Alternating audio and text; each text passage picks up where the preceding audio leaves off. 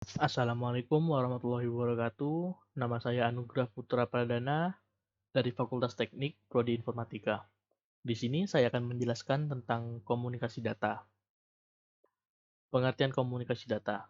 Komunikasi data adalah suatu proses komunikasi yang secara khusus untuk mengirimkan data dari pengirim ke penerima melalui suatu media transmisi.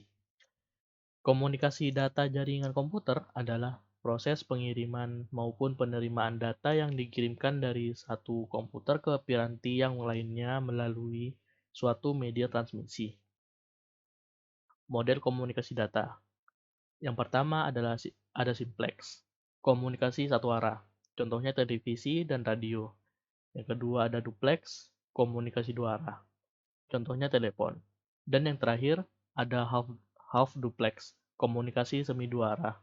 Contohnya handy-talkie atau HT dan room chat.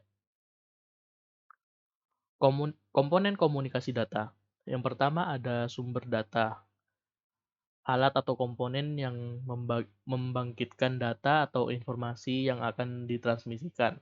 Dapat berupa alat input pada komputer.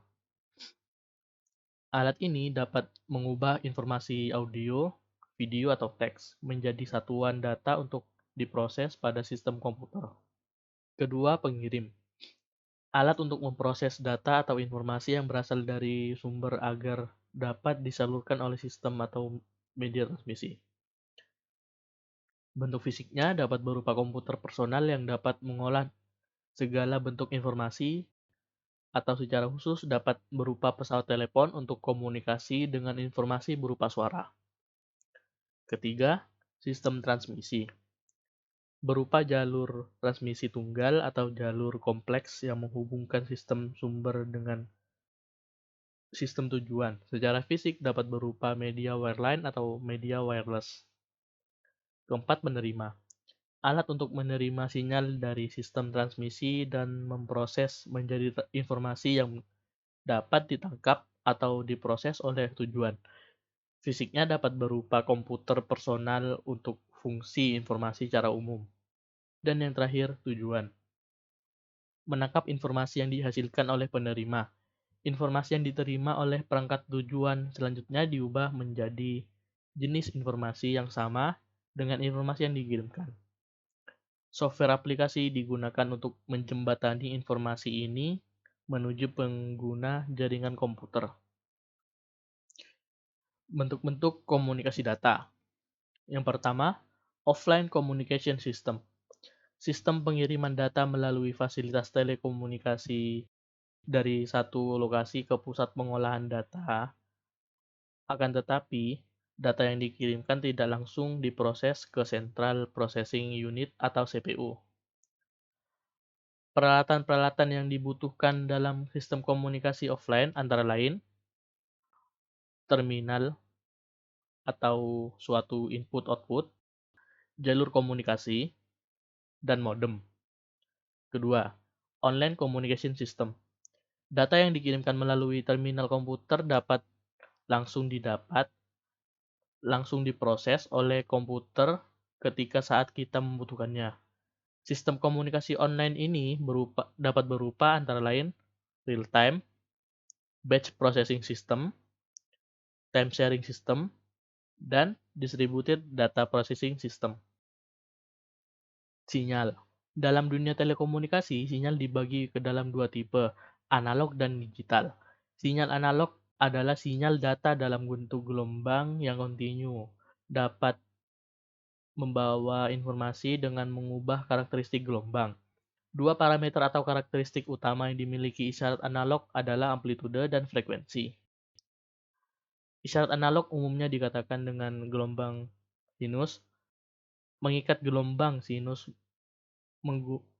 merupakan dasar untuk semua bentuk isyarat analog.